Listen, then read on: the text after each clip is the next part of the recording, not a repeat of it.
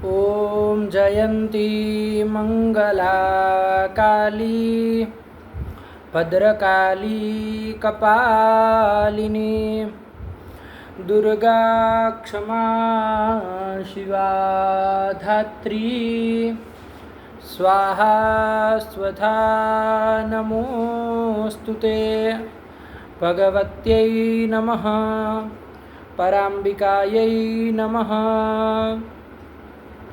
ओम पूर्णमदः पूर्णमिदं पूर्णात् पूर्णमुदच्यते पूर्णस्य पूर्णमादाय पूर्णमेवावशिष्यते। ॐ शान्तिः शान्तिः शान्तिः। शङ्करं शङ्कराचार्यं केशवं बादरायणं सूत्रभाष्यकृतौ वन्दे भगवन्तौ पुनः पुनः। वासुदेवेन्द्रयोगीन्द्रं नत्वा ज्ञानप्रदं गुरुं मुमुक्षूणां हितार्थाय तत्वबोधो विधीयते। चलिए तो चला जाए, आगे बढ़ा जाए। तो हम लोग पिछले पाठ में आत्मा का स्वरूप देख रहे थे।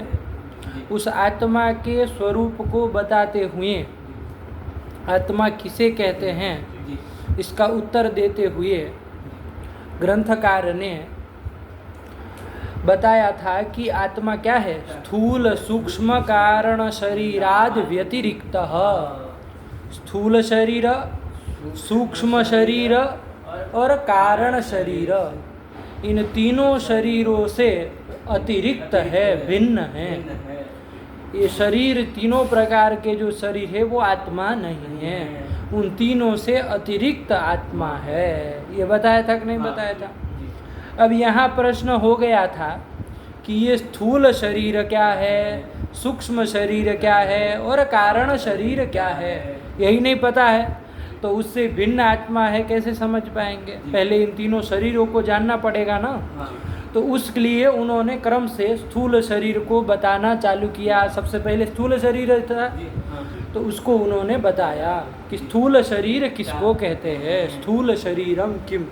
इस ग्रंथ को भी हम लोगों ने पढ़ लिया, आप लोगों को समझ में आ ही गया होगा कि स्थूल शरीर किसको कहते हैं कि जो पंचीकृत पंच महाभूतों से बना हुआ हो। आया कि नहीं? कैसा हो? पंचीकृत पंच महाभूत। पंच महाभूत कौन कौन है? पृथ्वी, जल, तेज, वायु और आकाश, ये पंच महाभूत है। लेकिन वो पंच महाभूतों से बना हो, लेकिन वो पंच महाभूत कैसे होने चाहिए? पंचीकृत होने चाहिए। पंचीकरण की प्रक्रिया आगे बताएंगे। तो उस पंचीकृत पंच महाभूतों से स्थूल शरीर बनता है। बताया कि नहीं बताया? आगे बताया कि वो कर्मजन्य होता है, प्रारब्ध कर्म से ही उत्पन्न होता है, तो कर्मजन्य है। सुख दुख भोगायतनम, सुख दुख के भोग का आयतन है, आश्रय है, ये भी बताया। और अस्थि इत्यादि जो षड भाव विकार है, अस्थि इत्यादि 6 भाव विकार कौन कौन है? आयुष, जायते, वर्धते, विपरिणमते, अपक्षीयते, विनश्यति। कितना सुंदर लाइन से बोल दिया। आप बोल पाएंगे? 6 षड भाव विकार कोई पूछे? निरुक्त में भी ये चीज़ बताई है, निरुक्तकार ने भी वहाँ पर बताया कि 6 भाव विकार कौन है, तो यही बताया, अस्थि, जायते, वर्धते, विपरिणमते, अपक्षीयते, विनश्यति, यही है। आया कि नहीं? चलिए, ये भी मेहनत करके आए हैं अच्छे से, है ना? थोड़ी और अच्छे से मेहनत करिए, है ना? ग्रंथ एकदम पूरा याद हो जाए व्यवस्थित। चलो, तो ये 6 भावों के विकार होते हैं। तो ये स्थूल शरीर के, ये स्थूल शरीर जो है वो इन 6 भाव विकारों से युक्त होता है। तो ऐसा जो होता है यत वो तत् स्थूल शरीरम, वही स्थूल शरीर है। आया कि नहीं आया? तो ये सब बातें हम लोगों ने अंतिम पाठ में देख ली, आप लोगों को समझ में आ ही गया होगा। अब इस स्थूल शरीर के निरूपण के पश्चात अब सूक्ष्म शरीर का निरूपण करने जा रहे हैं। दूसरा शरीर वही ना था, सूक्ष्म, अरे यही ना कहा था, स्थूल सूक्ष्म कारण शरीराद व्यतिरिक्त। आत्मा जो है वो स्थूल सूक्ष्म और कारण शरीर से अतिरिक्त है। तो उसमें स्थूल शरीर तो बता दिया, अब हम लोगों को सूक्ष्म शरीर को जानना है। तो उसी के लिए प्रश्न करके फिर उत्तर दे रहा है। ग्रंथ पढ़ा जाए, यहीं से चलना है ना बाबू? यही चल रहा है। लिख लिए आप लोग? हाँ। चलिए ध्यान से उच्चारण करिएगा। सूक्ष्म शरीरम किम, सूक्ष्म शरीरम किम, सूक्ष्म शरीरम किम, सूक्ष्म शरीरम किम, अपंचीकृत पंच महाभूतैः कृतं सत, अपंचीकृत पंचमहाभूतैः कृतं सत्, कर्मजन्य सुखादि भोग साधनम। कर्मजन्य सुखादि भोग साधनम। यहाँ दोनों अलग मत करना। वहाँ जैसे कर्मजन्यम अलग था, फिर आगे अलग पद था, यहाँ ऐसा नहीं, यहाँ पूरा समझते। कर्मजन्य सुखादि भोग साधनम पढ़ो। कर्मजन्य सुखादि भोग साधनम। इसलिए बता रहे ना, कई कई ग्रंथों में मतलब इस तरह से है पाठ, कर्मजन्यम अलग कर दिया, ऐसा नहीं, अरे अनर्थ हो जाएगा ना, विपरीत अर्थ है, ऐसा नहीं। कर्मजन्य सुखादि भोग साधनम, कर्मजन्य सुखादि भोग साधनम, ज्ञानेन्द्रियाणि पंच, ज्ञानेन्द्रियाणि पंच, कर्मेन्द्रियाणि पंच, कर्मेन्द्रियाणि पंच, प्राणादयः पंच, प्राणादयः पंच, मनश्चैकम्, मनश्चैकम्, बुद्धिरेका, बुद्धिरेका, एवं सप्तदश कलाभिः एवं सप्तदश कलाभिः सह तिष्ठति यत् सह तिष्ठति यत् तत् सूक्ष्म शरीरम। तत् सूक्ष्म शरीरम। आया कि नहीं? पूरा एक बार पूरा साथ में बोलो। सूक्ष्म शरीरम किम, अपंचीकृत पंच महाभूतैः कृतं सत्, कर्मजन्य सुखादि भोग साधनम, ज्ञानेन्द्रियाणि पंच, कर्मेन्द्रियाणि पंच, प्राणादयः पंच, मनश्चैकं, बुद्धिरेका, एवं सप्तदश कलाभिः सह तिष्ठति यत् तत् सूक्ष्म शरीरम। यही सूक्ष्म शरीर है। कितना सुंदर निरूपण किया है ना। चलो देखा जाए इस ग्रंथ को अब। सूक्ष्म शरीरम किम, प्रश्न किया कि भैया सूक्ष्म शरीर क्या है। दूसरे नंबर का शरीर था ना, पहले क्रम में कौन था? स्थूल शरीर। दूसरे क्रम में है सूक्ष्म शरीर। तो वो सूक्ष्म शरीर क्या है, किसको सूक्ष्म शरीर कहते हैं? तो अब क्रमशः बता रहे हैं उत्तर। क्या बताया? अपंचीकृत पंच महाभूतैः कृतं सत्। अपंचीकृत जो पंच महाभूत हैं, पंच महाभूत आप जान ही रहे हैं, पृथ्वी, जल, तेज, वायु और आकाश, ये पंच महाभूत है। लेकिन कैसे पंच महाभूत? अपंचीकृत पंच महाभूत, मतलब जिसका पंचीकरण नहीं हुआ है ना। सूक्ष्म जो पंच महाभूत, वहाँ देखो स्थूल शरीर में तो पंचीकृत पंच महाभूतों से बनता है स्थूल शरीर तो, लेकिन यहाँ कहा कि ये जो सूक्ष्म शरीर है वो अपंचीकृत पंच महाभूतों से बना हुआ है। अपंचीकृत पंच महाभूतैः कृतं सत्। आया कि नहीं? कैसे महाभूतों से? अपंचीकृत पंच महाभूतों से ये बना हुआ है सूक्ष्म शरीर। समझ में आ रहा है? ये अपंचीकृत पंच महाभूत जो होते हैं उसको सूक्ष्म भी कहते हैं। तो सूक्ष्म जो पंच महाभूत है उन्हीं से ये सूक्ष्म शरीर बना हुआ है। बात समझ में आई कि नहीं? तो वही सबसे पहले कह दिया, अपंचीकृत पंच महाभूतैः कृतं सत्। आया कि नहीं? दूसरा क्या कह रहे हैं? कर्मजन्य सुखादि भोग साधनम। कर्मजन्य क्या लिख रहे हैं? ये सब लिखने का कोई अभी अवकाश नहीं है। जो लिखना था पहले लिख लिया, अभी पेन का कोई काम नहीं। क्या लिख रहे थे बताओ? उसमें उच्चारण कैसे करना उसके लिए डैश। अरे वो सब बाद में करिएगा, है ना, सब लगाते रहिएगा। अभी पदार्थ को समझने में ऊर्जा लगाइए। आया कि नहीं आया? वरना लिखने जाएंगे तो कुछ बात छूट जाएगी, पता चला, ये ना हो जाए। आया कि नहीं आया? जी। चलो तो क्या कर दिया? कर्मजन्य सुखादि भोग साधनम। कर्मजन्य सुखादि भोग का साधन है। आया कि नहीं? बैठे रहो ना, काहे अपना हिल रहे? कर्मजन्य सुखादि भोग साधनम। है ना। कर्मजन्य जो सुखादि है, देखो यहाँ अन्वय वहाँ की तरह नहीं करना है। वहाँ क्या था, कर्मजन्यम अलग पद था, तो क्या कर रहे थे हम कि स्थूल शरीर जो है वो कर्म से उत्पन्न होता है, अलग विशेषण उसको स्थूल शरीर में लगा रहे थे। आया कि नहीं? यहाँ ऐसा नहीं है, कर्मजन्यम ये तोड़ना नहीं है। कर्मजन्य कौन, सुखादि, वहाँ अन्वय करना है। ध्यान से समझ में आ रही बात। कर्मजन्य सूक्ष्म शरीर नहीं है। स्थूल शरीर जैसे कर्म से जन्य था, वैसे ये सूक्ष्म शरीर कर्मजन्य नहीं है। यहाँ पर किस तरह से अन्वय कर रहे, ध्यान से लगाइएगा। कर्मजन्य जो सुखादि उसके भोग का साधन है, कौन, सूक्ष्म शरीर।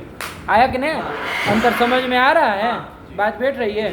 कर्मजन्य जो सुखादि है, देखो सुख दुख जो हमको मिलते हैं तो वो कर्म के अनुसार ही तो मिलते हैं, है ना। प्रारब्ध कर्म के अनुसार ही तो मिलते हैं। तो प्रारब्ध कर्म से जन्य होते हैं, कौन, स्थूल शरीर। अरे बकलोल यहाँ क्या बता रहे हैं, सुख दुख, सुख और दुख ये सब क्या है, कर्मजन्य है। तो वो कर्मजन्य जो सुखादि है उनके भोग का, उनका भोग करना पड़ेगा, तो उनके भोग का साधन है। ये जो सूक्ष्म शरीर है वो कर्मजन्य सुखादि भोगों का साधन है। बात समझ में आ रही है? हैं? क्या कहे, बोलो। ये जो सूक्ष्म शरीर है वो कर्मजन्य सुख दुख है, उनके भोग का साधन है। कर्मजन्य कौन यहाँ पर, सुख दुख आदि। सुख दुख, आया कि नहीं। तो वो कर्मजन्य जो सुख दुख है उनके भोग का साधन है ना। ये बात समझ में आ रहा है ना। सुख दुख जो होते हैं वो कर्म के अनुसार ही मिलते हैं। जैसा प्रारब्ध कर्म रहेगा बिल्कुल उतने आपको सुख दुख आपको भोगने हैं। आया कि नहीं। तो कर्मजन्य जो सुख दुख है उनके जो भोग करेंगे आप, तो उस भोग का साधन है कि नहीं। वहाँ कहा था स्थूल शरीर में वो सुख दुख भोगायतन कहा था, सुख दुख के भोग का आश्रय कहा था। यहाँ कह रहे कि ये सुख दुख आदि भोग का साधन है। इस सूक्ष्म शरीर से भोग होता है तो साधन बनेगा। आया कि नहीं। वहाँ आयतन कहा था, यहाँ सुख दुख के भोग का क्या कह रहे हैं, साधन कह रहे हैं। ये सब अंतर करिएगा, स्थूल शरीर की अपेक्षा सूक्ष्म शरीर में अंतर करिएगा, है ना। एक ही जैसा नहीं समझिएगा। आया ना। चलो, तो क्या कहा, कर्मजन्य सुखादि भोग साधनम, कर्मजन्य सुखादि भोग का साधन है, कौन, सूक्ष्म शरीर। सूक्ष्म शरीर। आया कि नहीं, सूक्ष्म शरीर उसका साधन है। चलो, यहाँ हो गया। अब आगे क्या कह रहे हैं, ज्ञानेन्द्रियाणि पंच, कर्मेन्द्रियाणि पंच, प्राणादयः पंच, मनश्चैकम, बुद्धिरेका एवं 17 कलाभिः सह तिष्ठति। 17 कलाओं से युक्त होता है। ध्यान से समझिए, 17 कला से क्या होता है, युक्त होता है। कला मतलब अवयव, कला मतलब और कुछ नहीं। 17 अवयवों से युक्त होता है, 17 अवयव वाला होता है। कौन, सूक्ष्म शरीर। कितने अवयव वाला, 17 अवयव वाला। कितने अवयव, 17 अवयव वाला होता है। अब वो 17 अवयव कौन कौन है भैया, तो उसको गिना भी दिए, है कि नहीं। क्या क्या गिना है, ध्यान दो। ज्ञानेन्द्रियाणि पंच, 5 ज्ञानेन्द्रिया, श्रोत्रादि अभी बताएंगे। तो ज्ञानेन्द्रिया क्या क्या है, तो क्या उससे होता है, सब बताएंगे, है ना। अभी खाली 17 अवयव क्या क्या है इसको जान लीजिए। ये जो आपका सूक्ष्म शरीर है वो 17 अवयवों वाला होता है, 17 अवयवों वाला होता है।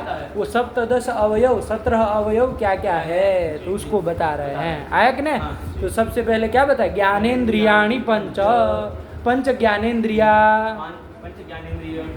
फिर कर्मेन्द्रियाणि पंच, वागादि 5 इंद्रिया। तो कितने हो गए टोटल, 10 हो गए। फिर प्राणादयः पंच, प्राण, अपान, व्यान, उदान, समान, 5 प्रकार के प्राण होते हैं ना। तो वो प्राणादयः पंच, 5 ये हो गए। तो कितने हो गए टोटल, 15 हो गए। फिर मनश्चैकम, एक मन। आया कि नहीं। और बुद्धि रेखा, और एक बुद्धि। कितने हो गए, 17 हो गए। एवं 17 कलाभिः सह तिष्ठति। इस तरह से 17 कलाओं से ये युक्त होता है। कौन, सूक्ष्म शरीर तो वही कह रहे एवं सप्तदश कलाभिः सह तिष्ठति यत् तत् सूक्ष्म शरीरम, वही सूक्ष्म शरीर है। आ गया? नहीं आया? क्या क्या बताया बाबू? सबसे पहले बताया सूक्ष्म शरीर किसको कहते हैं, तो क्या बताया? सबसे पहले बताया अपंचीकृत पंच महाभूतों से बना होता है। किससे बना होता है? अपंचीकृत पंच महाभूतों से बना होता है। और कैसा होता है? कर्मजन्य सुखादि भोग का साधन होता है नो। और ज्ञानेन्द्रियाणि पंच, कर्मेंद्रियाणि पंच, प्राणादयः पंच, मन एक और बुद्धि एक, इस तरह से 17 अवयवों से युक्त होता है सूक्ष्म शरीर। तो ऐसा जो एवं 17 कलाभिः सह तिष्ठति यत् तत् सूक्ष्म शरीरम, उसी को सूक्ष्म शरीर कहते हैं।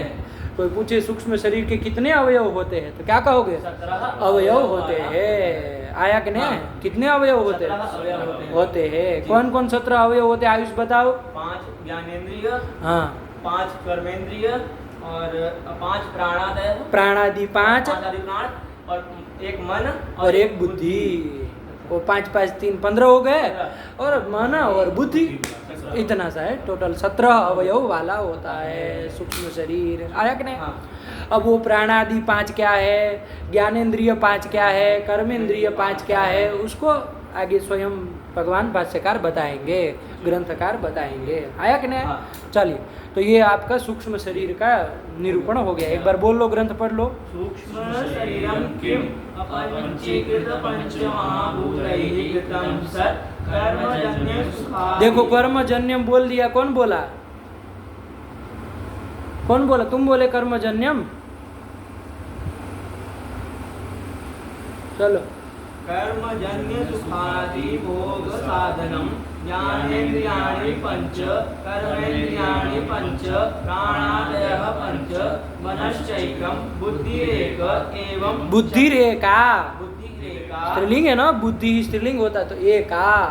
मनः नपुंसकलिंग था तो मनः च एकम, इस तरह से था। शुद्ध काहे पढ़ रहे हो? मनश्चैकम बुद्धिरेका एवं सप्तदश कलाभिः सह तिष्ठति यत् तत् सूक्ष्म शरीरम, वही सूक्ष्म शरीर है। बात बैठी? चलिए बताएं। अब इसमें आया था 17 अवयव क्या क्या, एक बार बताओ तो जरा। आप बताइए, आप बता सकते हैं 17 अवयव क्या क्या होते हैं ये सूक्ष्म शरीर के? 5 ज्ञानेंद्रिय, 5 कर्मेंद्रिय, 5 प्राणादि, बहुत सुंदर, बुद्धि और 1 मन। आया कि नहीं? जिस क्रम से इन्होंने लिखा है ना, उसी क्रम से याद रखेंगे ना, तो कभी इधर उधर नहीं होगा। वरना क्या होगा, कोई छूट जाएगा, कोई 2 बार आ जाएगा तो गड़बड़ा जाएगा। पता चला 17 से आपने 22 अवयव कर दी, ऐसा ना हो जाए, है ना। इसलिए जैसे जिस क्रम से इन्होंने लिखा है, जिस शब्द से लिखा वैसे ही याद रख लीजिएगा, है ना। यही 17 अवयव वाला सूक्ष्म शरीर होता है। उन 17 अवयव में सबसे पहले बताया ज्ञानेन्द्रियाणि पंच, पंच ज्ञानेन्द्रिया होती है अवयव। आया कि नहीं? अब वो 5 ज्ञानेन्द्रिया क्या है, प्रश्न होगा कि नहीं होगा? तो उसी को प्रश्न करके उसका उत्तर बता रहे हैं कि 5 ज्ञानेन्द्रिया क्या क्या है। देखो, अगला ग्रंथ वही आ रहा। पंच ज्ञानेन्द्रियाणि कानि, पंच ज्ञानेन्द्रियाणि कानि, पंच ज्ञानेन्द्रियाणि कानि, पंच ज्ञानेन्द्रियाणि कानि, श्रोत्रम श्रोत्रम त्वक् त्वक् चक्षुः चक्षुः रसना रसना घ्राणम घ्राणम इति पंच ज्ञानेन्द्रियाणि। इति पंच ज्ञानेन्द्रियाणि। ये बता दिया उत्तर, है कि नहीं है? पंच ज्ञानेन्द्रिया क्या क्या है भैया, है ना? तो बता दिया। प्रश्न क्या किया? पंच ज्ञानेन्द्रियाणि कानि, पंच ज्ञानेन्द्रिय क्या क्या है, कौन कौन सी है? तो बताया कि श्रोत्र त्वक् चक्षुः रसना और घ्राणम, यही इति पंच ज्ञानेन्द्रियाणि, यही पंच ज्ञानेन्द्रिया है।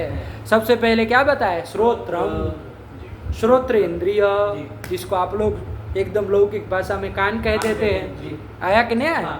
तो श्रोत्र इंद्रिय, जिससे शब्द आदि को सुनते हैं हम लोग। आया कि नहीं? तो वो श्रोत्र इंद्रिय। फिर दूसरी क्या बताई? त्वक, त्वगिंद्रिय, जानते ही है आप, आया कि नहीं? जिनसे स्पर्शों का ज्ञान होता है, ठंडे गर्म स्पर्श का ज्ञान किस इंद्रिय से होता है? तो इंद्रिय से होता है। आया कि नहीं? फिर कौन बताए? चक्षु, चक्षुर इंद्रिय आप जानते ही हैं। फिर आया रसना, रसनेन्द्रिय, आया कि नहीं है? रस का ग्रहण जिसके द्वारा होता है, रसनेन्द्रिय। फिर आया घ्राण, नाक जिसको आप कह देते हैं, तो घ्राणेन्द्रिय। इस तरह से ये पांचों क्या है? ज्ञानेन्द्रिय है। पंच ज्ञानेन्द्रियाणी, इनको ये पांचों क्या है? ज्ञानेन्द्रिया है। कौन कौन बोलो, बताओ? श्रोत्रम, त्वक, चक्षुः, रसना और घ्राणम, यही तो बताया। आया कि नहीं? क्या 5 ज्ञानेन्द्रिय है? कोई बात नहीं, अभी याद नहीं तो देख के बोलिए। श्रोत्रम, त्वक, चक्षुः, रसना, घ्राणम। घ्राणम, अशुद्ध नहीं बोलना है, ये नहीं है। अब कल याद हो जाना चाहिए ग्रंथ। अभी तो मान लीजिए तुरंत पढ़े, शायद उस मतलब उस क्रम से न भी आए तो देख के बोलना पड़े, कोई दिक्कत नहीं। लेकिन फिर दूसरे दिन ये वाली स्थिति नहीं होनी चाहिए। दूसरे दिन तो बिना देखे ही बोलना है। आया कि नहीं?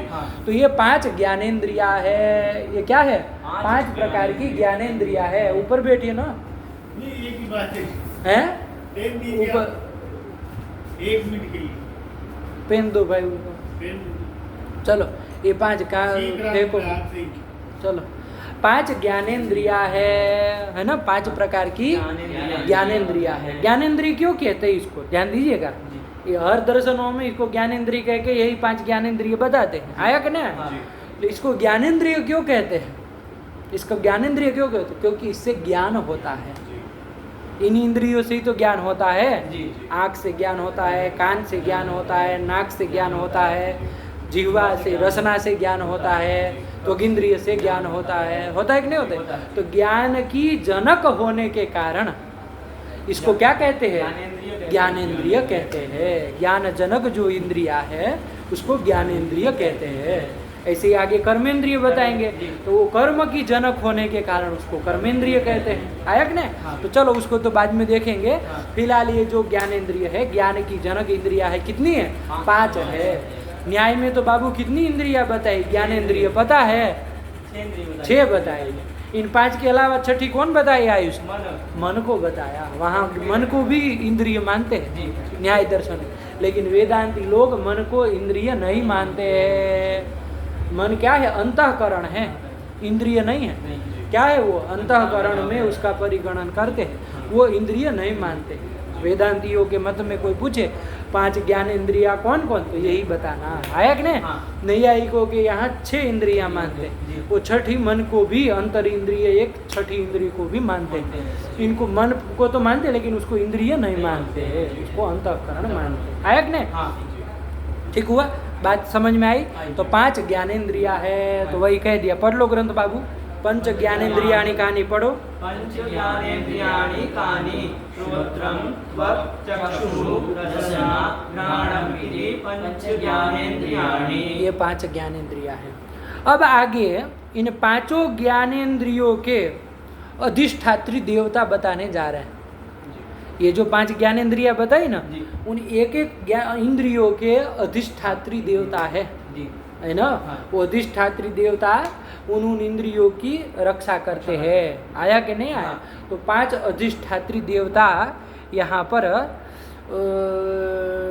बताने जा रहे हैं। देखो अगला ग्रंथ वही है, उच्चारण करिएगा। श्रोत्रस्य दिग्देवता,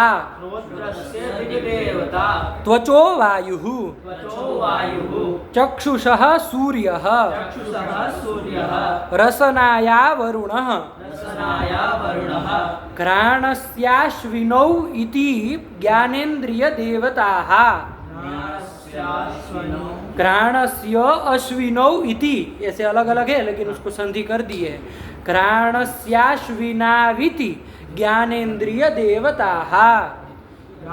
स्याश्विनाविति ज्ञानेन्द्रिय देवता, ये ज्ञानेन्द्रियों के देवता है। बता दीजिए 5 ज्ञानेन्द्रिया बताई ना, उन 5 ज्ञानेन्द्रियों के अधिष्ठात्री देवता है। इन इंद्रियों में रह करके, है कि नहीं है, क्या करते हैं? उन इंद्रियों पर अनुग्रह करते हैं। सभी इंद्रियों के एक एक अधिष्ठात्री देवता है। तो क्रम से बता रहे, सबसे पहले कौन इंद्रिय थी? श्रोत्रेंद्रिय थी। कान जिसको आप कहते तो श्रोत्रेंद्रिय के अधिष्ठात्री देवता कौन है? तो बताया श्रोत्रस्य दिग्देवता।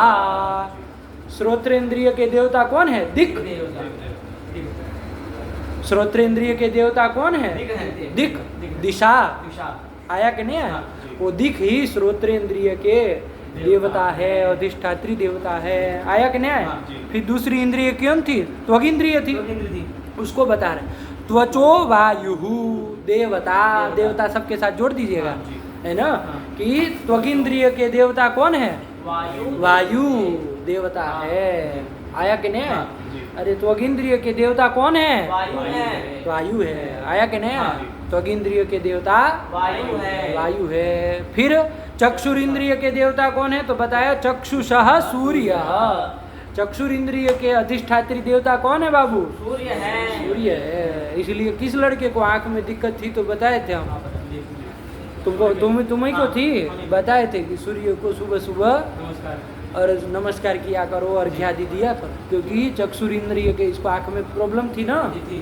और तो और उसके बहुत सारे उपाय हैं आंखों की, जिसको दिक्कत होती है ना, तो उनको चाक्षुषोपनिषद वगैरह बहुत सारे उपाय हैं शास्त्र में। उनकी उस विधि विधान से उसको करने से आँख के जितने भी रोग होते हैं, नेत्र के रोग होते हैं, वो सब दूर हो जाते हैं। उसके लिए शास्त्र में विधि बताई है। आया कि नहीं?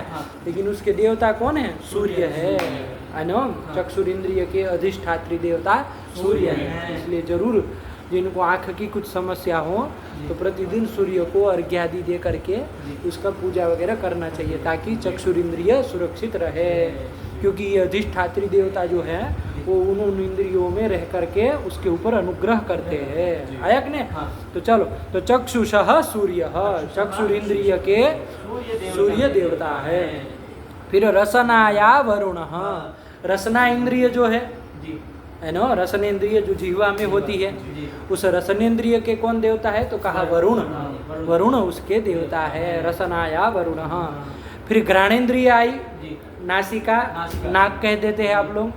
तो वो जो घ्राणेन्द्रिय है कि नहीं, उसके देवता कौन है? तो अश्विनौ।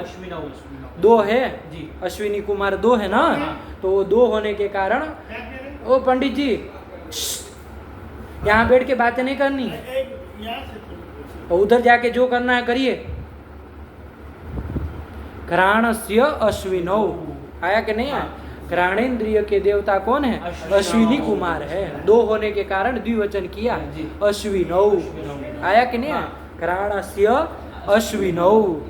तो ये इति ज्ञानेन्द्रिय देवता, इस तरह से वो ये सब ज्ञानेन्द्रिय के देवता है। पता चला कि नहीं चला? किस इंद्रिय के कौन से? देख के फटाक से बताओ।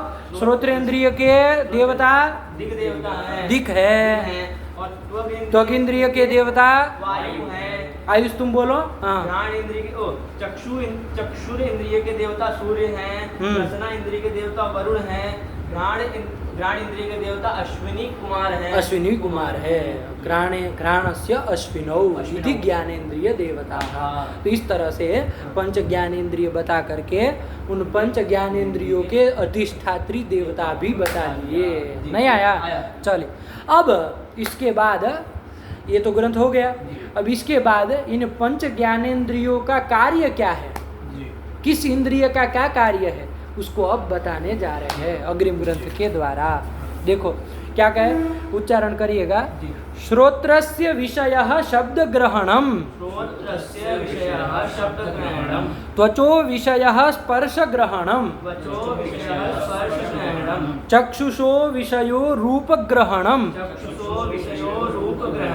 रूप ग्रहणम, रसनाया विषयो रसग्रहणम, घ्राणस्य विषयो गंधग्रहणम इति। ये वो पढ़ो, पूरा ग्रंथ पढ़ो। श्रोत्रस्य विषयः शब्दग्रहणम, त्वचो विषयः स्पर्शग्रहणम, स्पर्शग्रहणम, चक्षुषो विषयो रूपग्रहणम, रसनाया विषयो रसग्रहणम, घ्राणस्य विषयो गंधग्रहणम इति। यहाँ पर इस ग्रंथ के द्वारा क्या कर रहे हैं? उन पांचों ज्ञानेन्द्रियों का कार्य बता रहे हैं। किस इंद्रिय का क्या कार्य है? जैसे सबसे पहले श्रोत्रेंद्रिय आई, तो श्रोत्रेंद्रिय का क्या कार्य है अपने से बताओ आप लोग। श्रोत्रेंद्रिय से क्या होता है? सुनते हैं, शब्द का ज्ञान होता है, शब्द का ग्रहण होता है। तो वही तो बताया, श्रोत्रस्य विषयः शब्द ग्रहणम। श्रोत्रेंद्रिय का विषय, विषय शब्द यहाँ पर कार्य अर्थ में है, विषय यानी कार्य। तो श्रोत्रस्य कार्यम शब्द ग्रहणम, श्रोत्रेंद्रिय का कार्य है शब्द का ग्रहण करना, शब्द को सुनना, शब्द को जानना, शब्द का ज्ञान करना। जो कहिए आया कि नहीं? हाँ। यही ना काम है श्रोत्रेंद्रिय का। तो वही कह दिया, श्रोत्रस्य विषयः शब्द ग्रहणम। श्रोत्र के बाद कौन सी थी दूसरी इंद्रिय? त्वगिंद्रिय। त्वगिंद्रिय का क्या काम है भैया? तो त्वचो विषयः स्पर्श ग्रहणम। त्वगिंद्रिय का कार्य है स्पर्श का ज्ञान करना, स्पर्श का ग्रहण करना। स्पर्श का ग्रहण होता है ना, ठंडा है, गर्म है, तो ये ठंडा, गर्म, शीत, उष्ण स्पर्श का ग्रहण किस इंद्रिय के द्वारा होता है? त्वगिंद्रिय के द्वारा होता है। आँख से नहीं ना हो जाता है, त्वगिंद्रिय से होता है। तो त्वचो विषयः स्पर्श ग्रहणम। चक्षुरिंद्रिय का क्या काम है भैया? देखना। तो वही है ना, रूप आदि का ग्रहण करना। तो वही कह दिया, चक्षुषो विषयो रूप ग्रहणम। चक्षुरिंद्रिय का कार्य है रूप का ग्रहण करना, रूप का ज्ञान कराना। शुक्ल, नील आदि है ना, लाल है, काला है, पीला है, उन रूपों का ग्रहण करना, उन रूपों वाले द्रव्यों का भी ग्रहण करना, ज्ञान करना। आया कि नहीं है? ये काम है। रसनेन्द्रिय चौथी इंद्रिय है। रसना का क्या कार्य है? तो रसनाया विषयो रसग्रहणम। रसनेन्द्रिय का कार्य है रस का ग्रहण करना, मधुर आदि रसों का ग्रहण करना। यही ना करते हैं, मधुर आदि रसों का ग्रहण ज्ञान करते हैं। घ्राणेन्द्रिय का क्या विषय है बताओ अपने से? सूंघना, गंध का ग्रहण करना। तो वही कहती है, घ्राणस्य विषयो गंध ग्रहणम इति। घ्राणेन्द्रिय का कार्य है गंध का ग्रहण करना, है ना, गंध का सुगंध, दुर्गंध आदि जो गंध है उनका ज्ञान करना, यही उसका कार्य है। तो इन पंच ज्ञानेन्द्रियों के कार्य भी बता दिए ना। पढ़ो ग्रंथ क्या है? श्रोत्रस्य विषयः शब्दग्रहणं, त्वचो विषयः स्पर्शग्रहणं, चक्षुषो विषयो रूपग्रहणं, रसनाया विषयो रसग्रहणं, घ्राणस्य विषयो गन्धग्रहणम् इति। ये बता दिए। आया कि नहीं?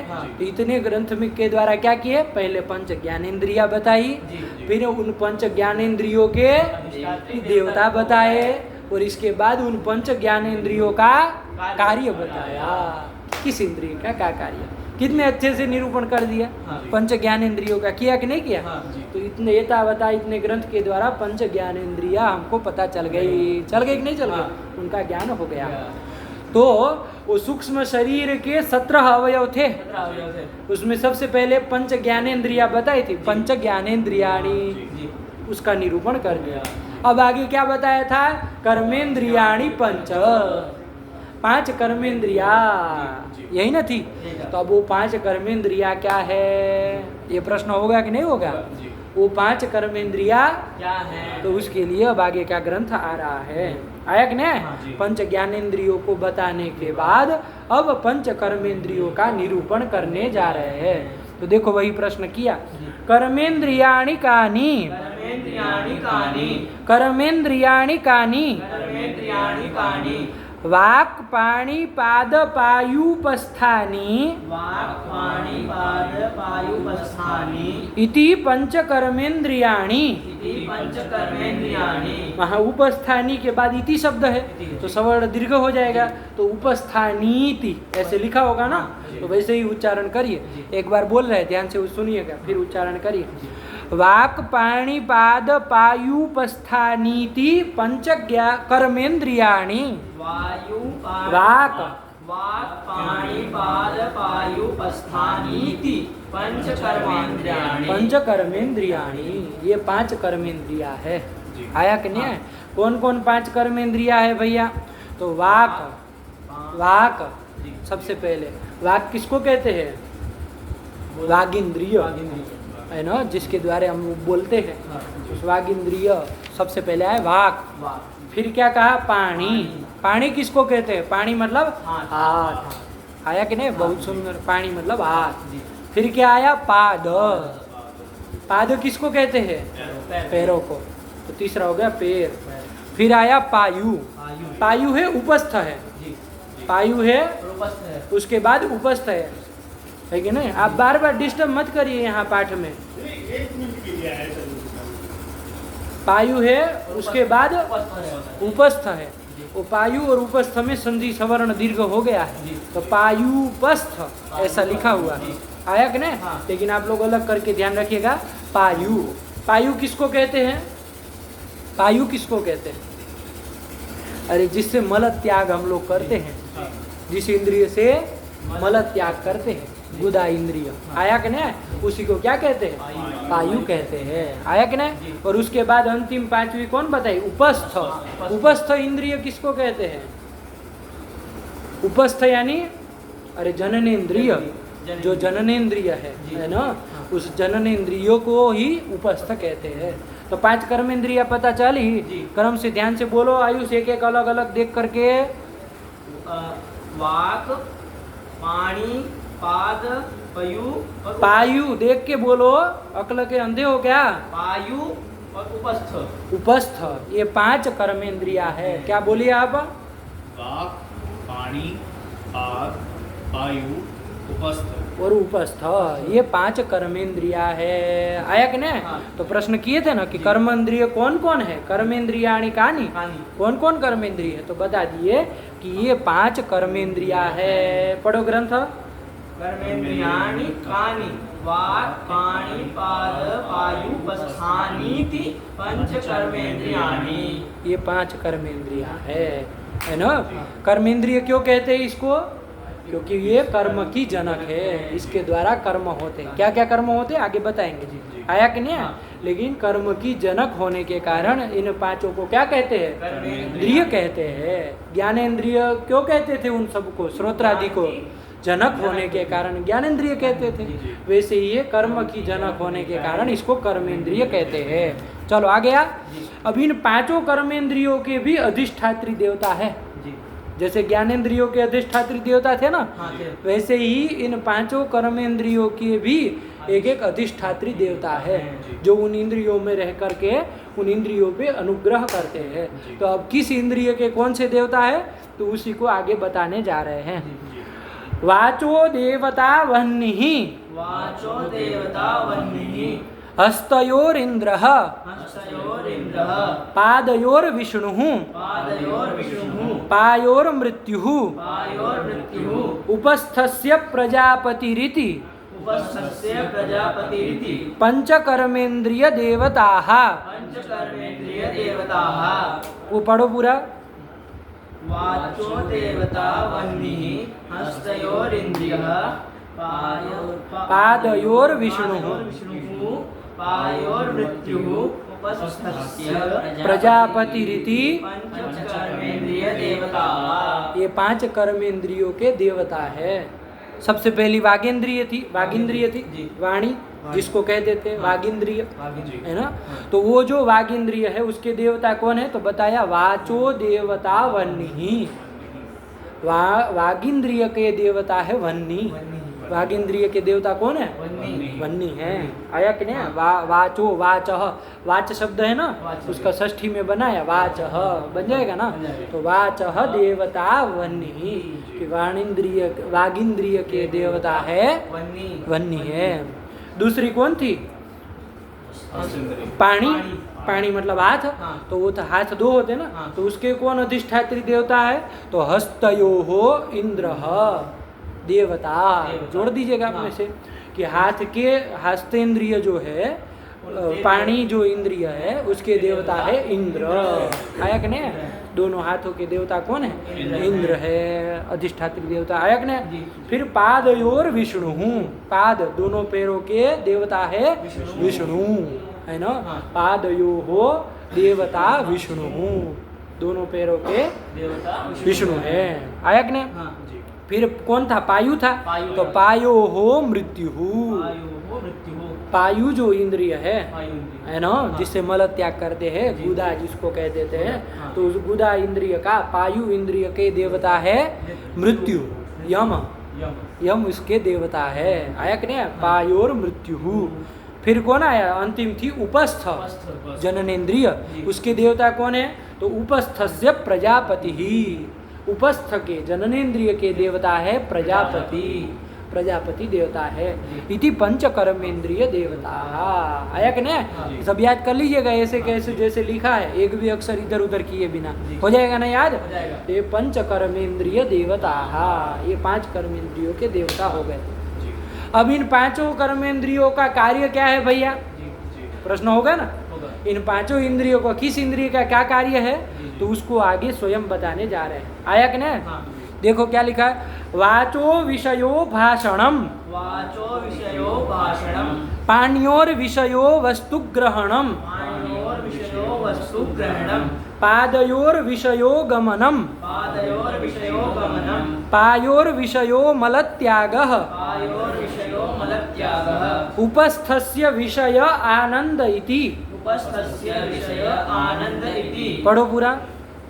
वाचो विषयो भाषणम, पाणयोर विषयो वस्तुग्रहणम, पादयोर विषयो गमनम, पायोर विषयो मलत्यागः, उपस्थस्य विषय आनंद इति। ये बता दिए कि उन 5 का जो कर्मेंद्रिय है, उन कर्मेंद्रियों का कार्य क्या है। जैसे ज्ञानेंद्रियों का कार्य बताया था ना, वैसे ही अब कर्मेंद्रियों का कार्य बताने जा रहे हैं। तो सबसे पहले वागींद्रिय थी, है ना? तो उसका कार्य क्या है? तो कह रहे हैं कि वाचो विषयो भाषणम, वागींद्रिय का विषय है भाषण, बोलना। क्या कार्य है वागींद्रिय का? बोलना, भाषण करना, कहना। आया कि नहीं? तो वाचो विषयो, विषय मतलब कार्यम, विषय शब्द यहाँ पर कार्य अर्थ में है। आया कि नहीं? तो वाचो विषयो भाषणम, वागींद्रिय का कार्य है भाषण करना। फिर क्या थी दूसरी इंद्रिय? पाणी, हस्त। हस्त इंद्रिय का कार्य क्या है भैया आप बताइए? लेना, ग्रहण करना, वस्तुओं का ग्रहण करना। आया कि नहीं? तो वही कह रहे कि पाण्योर विषयो वस्तु ग्रहणम, पाण्यो हो मतलब हस्तयो हो। हाथों का कार्य क्या है? हस्तों का कार्य क्या है? वस्तु ग्रहणम, वस्तु का ग्रहण करना। आया कि नहीं? तो वस्तु ग्रहणम क्या बोलो? देना भी तो कार्य होता है। तो वस्तु ग्रहण करेगा तभी ना देगा। अरे बिना ग्रहण किए कैसे दे देगा? आया कि नहीं? तो ये मुख्य एक कार्य बता दे रहे हैं। अब देना लेना सब कुछ इसी से ना होता है। मुख्य मुख्य कार्य बता दे रहे हैं। आया कि नहीं? तो पाण्योर विषयो वस्तु ग्रहणम, वस्तु का ग्रहण करना। आई नो, चलो ग्रहण करना। फिर क्या आया? पादयोर विषयो गमनम, दोनों पैरों का विषय कार्य क्या है भैया? गमन करना, चलना, यही ना कार्य है। अरे भाई कर्म करे, कर्मेंद्रिया है ना, तो कर्म की जनक है। तो कौन इंद्रिय से कौन सा कर्म होता है बताना पड़ेगा ना। तो वही बता रहे कि पादयोर विषयो गमनम, पैरों का कार्य है जाना चलना। आया कि नहीं? फिर पायोर विषयो मल त्याग, पायु जो इंद्रिय है, गुदा इंद्रिय है, उसका क्या विषय है? उसका क्या कार्य है? मल त्याग, मल त्याग करना। आया कि नहीं? वही उसका कार्य है, पायु इंद्रिय का कार्य है। और अंतिम जो 5वीं इंद्रिय कौन बताई? उपस्थ। उसका क्या कार्य है भैया? तो उपस्थस्य विषय आनंद, वो जननेन्द्रिय का विषय क्या है? आनंद। उसका कार्य क्या है? आनंद। आया कि नहीं? तो इस तरह ये इस तरह से 5 कर्मेंद्रियों का कार्य बता दिया। नहीं आया? पढ़ो पढ़ो पढ़ो। वाचो विषयो भाषणम, पाण्योर विषयो वस्तु ग्रहणम, पादयोर विषयो गमनम, पायोर विषयो मलत्यागः, उपस्थस्य विषय आनंद इति। आ गया? 5 कर्मेंद्रिया समझ में आई कि नहीं आई? 5 कर्मेंद्रिया बताई, उसके अधिष्ठात्री देवता बताए और उनका कार्य बता दिया। इस तरह से 5 कर्मेंद्रियों का भी निरूपण कर दिया। आया कि नहीं? तो चलिए अब इतना ही याद आप लोग करेंगे, है नहीं? और ज़्यादा करेंगे तो याद नहीं कर पाएंगे। तो जितना याद हो जाए उतना ही पाठ चलाए, यहीं पर पाठ रखा जाए, इसको लगाइए, याद करिए और तैयार करके आइए। रखे पाठ यहाँ पर। भगवती नमः, पराम्बिकायै नमः। अस्तु।